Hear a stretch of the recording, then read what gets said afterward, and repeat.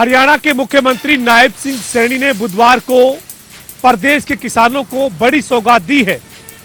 मुख्यमंत्री नायब सिंह सैनी ने चंडीगढ़ स्थित हरियाणा सचिवालय से प्रदेश के किसानों को बारिश से जो फसलों का नुकसान हुआ था उसके लिए 116 करोड़ रुपए की राशि 53,821 किसानों के खाते में जारी की है। मुख्यमंत्री नायब सिंह सैनी ने कहा कि सितंबर के महीने में जो बरसात हुई थी उसके चलते किसानों की फसल का काफी नुकसान हुआ था और इसके चलते क्षतिपूर्ति पोर्टल पर किसानों ने आवेदन किया था। सीएम ने कहा कि आज हिसार, चरखी दादरी और भिवानी जिले के किसानों को राशि जारी की गई है। कुल राशि 116 करोड़ रुपए है और किसानों की संख्या 53,821 है। इसके साथ ही मुख्यमंत्री नायब सिंह सैनी ने कहा कि प्रदेश सरकार पिछले 11 साल से लगातार किसानों के हित में काम कर रही है। सीएम ने कहा कि अब तक 15,468 करोड़ रुपए की राशि किसानों को 11 साल में जारी की गई है।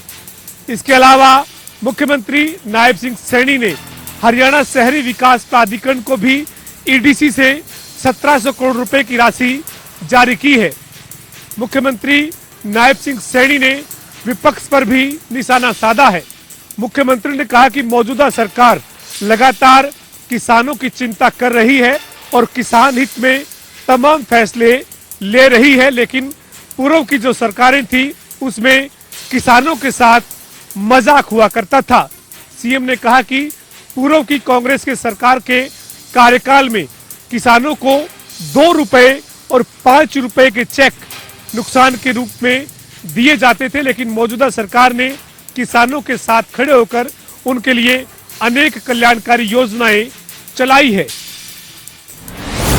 गुरुग्राम में एक्साइज विभाग की बड़ी कार्रवाई देखने को मिली है। गुरुग्राम के सिग्नेचर टावर स्थित द ठेका वाइन शॉप में एक्साइज विभाग ने रेड की है, जहां पर लगभग 4000 के करीब शराब की जो पेटियां हैं वो बरामद हुई है और इन पेटियों की अगर कीमत की बात करें तो लगभग 7 से 10 करोड़ रुपए इन शराब की जो कीमत है वो बताई जा रही है। ये विदेशी शराब है जो कि बिना एक्साइज ड्यूटी के जो है यहाँ पर बेची जा रही थी और जिसके बाद इसकी सूचना एक्साइज विभाग को मिली, जिसके बाद एक टीम गठित कर एक्साइज विभाग ने यहाँ पर रेड की।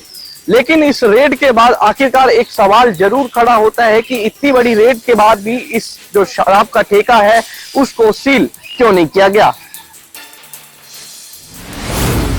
फरीदाबाद के मझावली गांव में बस सिटी संचालक के साथ 3 लोगों ने मिलकर की मारपीट। पूरा मामला बीते कल का है, जहां बस सिटी संचालक प्रेम सिंह बस को लेकर सवारियों को छोड़ने के लिए मझावली पहुंचा था, जहां पर एक जो है वो पवन नागर नाम का व्यक्ति अपने 2 अन्य साथियों के साथ आया और प्रेम सिंह के साथ जो है वो मारपिटाई शुरू कर दी। मारपिटाई इतनी ज्यादा कर दी कि इस पूरी घटना में जो है वो प्रेम सिंह को काफी चोटें आई। इस बीच जो है प्रेम सिंह को घायल अवस्था में इलाज के लिए सिविल अस्पताल लाया गया। वहीं जानकारी देते हुए प्रेम सिंह ने बताया कि वह बस सिटी संचालक है और जिसने उसके साथ झगड़ा किया है वो भी यानी कि पवन नागर भी जो है वो बस सिटी संचालक है। कुछ दिन पहले जो है वो अधिकारियों के साथ पवन का किसी बात को लेकर झगड़ा हुआ था, बस उसी की नाराजगी को लेकर जो है वो पवन ने उसके साथ मारपीट की है। पवन चाहता है कि सभी बस जो संचालक है वो अपना संचालन रोक दें और उसके साथ लड़ाई में रहें। इसी को लेकर जो है वो पवन ने जो है प्रेम सिंह के साथ मारपीट की है। फिलहाल प्रेम सिंह ने इसकी शिकायत पुलिस को दे दी है और पुलिस से उचित कार्रवाई की मांग कर रहा है। फरीदाबाद से जनता टीवी के लिए मुकेश राजपूत।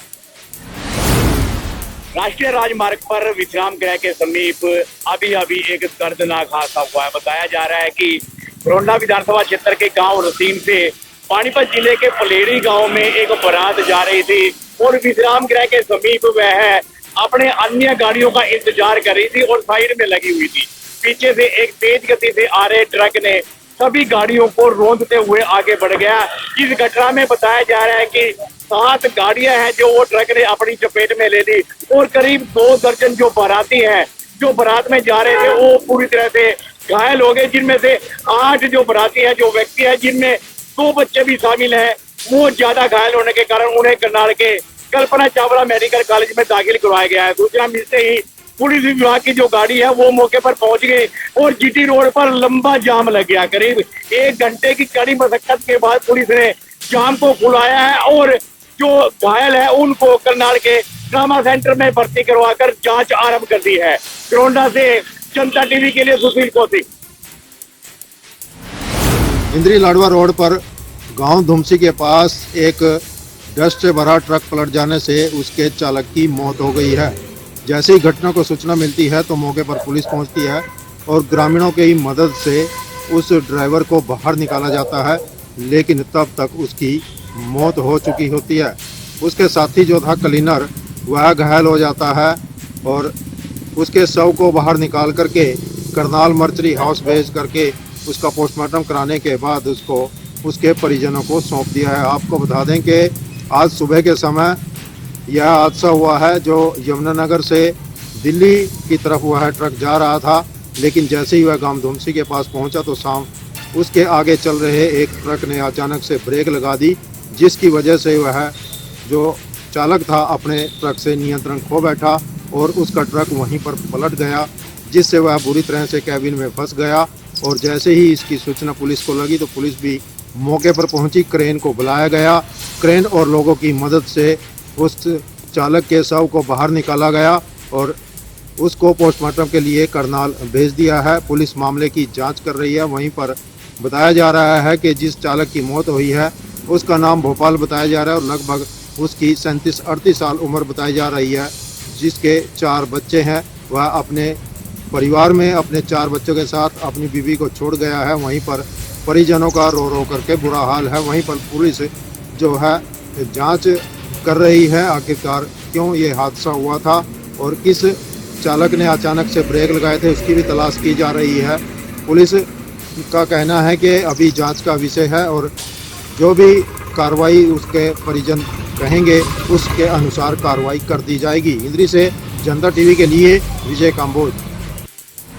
हरियाणा के अंदर एसएमओ की सीधी भर्ती को लेकर पूरे हरियाणा के डॉक्टरों ने 2 दिन की सांकेतिक हड़ताल का मैसेज दिया था। उसके बाद से आज हड़ताल का तीसरा दिन है, लेकिन डॉक्टरों की मांग है वो ऐसे ही बनी हुई है और उस मांग को देखते हुए डॉक्टरों ने अपनी हड़ताल को अनिश्चितकाल के लिए कर दिया है। और आज अगर जींद के सरकारी अस्पताल की बात की जाए तो 107 जो डॉक्टर है वो प्रेजेंट है और 21 डॉक्टर है वो अब्सेंट है। तो उनके तहत जो जींद की सीएमओ डॉक्टर सुमन कोहली उनका भी कहना है कि हमने डॉक्टर की अनिश्चितकाल के लिए अपने जो स्टाफ है जो एक्स्ट्रा स्टाफ डॉक्टरों का हमने बुलाया हुआ था उसका एक रोस्टर तय कर दिया है और आगामी आदेशों तक उनको अपनी ड्यूटी पर ही रहने के आदेश जारी किए गए हैं। और सरकार ने डॉक्टरों की अनिश्चितकाल हड़ताल को लेकर भी अस्मा लगा गया है। 6 महीने के लिए अस्मा को लगा दिया गया है। और दूसरी तरफ है जो डॉक्टर जो हड़ताल पर है उनको नो पे नो ड्यूटी के तहत उनको वेतन भी नहीं मिलेगा। और जिनके सरकारी अस्पताल में जिन डॉक्टरों या फिर जो अन्य कर्मचारी थे उन्होंने अपनी